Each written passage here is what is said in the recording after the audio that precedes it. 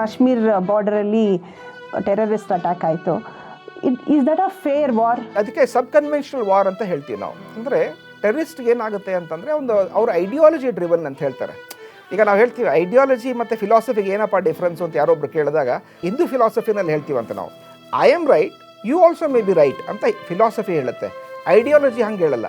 I am right, only I am right and you are not right ಅಂತ. You are wrong, I am right ಅನ್ನೋದಕ್ಕೆ ideology ಅಂತ ಹೇಳ್ತೀವಿ. Ideology driven terrorist attacks ಏನಿದೆ, ಇದು conventional war fight ಮಾಡೋಕ್ಕೆ ಅವರಲ್ಲಿ ಕ್ಷಮತೆ ಇರಲ್ಲ. ಇಂಥದ್ದು ಸಾಫ್ಟ್ ಟಾರ್ಗೆಟ್ಸನ್ನು ಪಿಕ್ ಮಾಡ್ಕೊಳ್ತಾರೆ. JNKನಲ್ಲಿ 370 ಹೋದಾಗ ಸ್ಟೇಟ್ಹುಡ್ ಹೋಯಿತು. ಆವಾಗ ಹೊಸ ಒಂದು ತಿರುವು ಬಂತು ಆ JNKಗೆ, ಜಮ್ಮು ಆ್ಯಂಡ್ ಕಾಶ್ಮೀರ್ಗೆ. ಸೊ ಆವಾಗಿಂದ ಇಲ್ಲಿವರೆಗೂ ಪಹಲ್ಗಾಮ್ ಅಟ್ಯಾಕ್ ಏನಾಗಿತ್ತು ಅದರಲ್ಲಿ ಸೆಕ್ಯೂರಿಟಿ ಫೇಲ್ಯೂರ್ ಆಗಿದೀವಾ?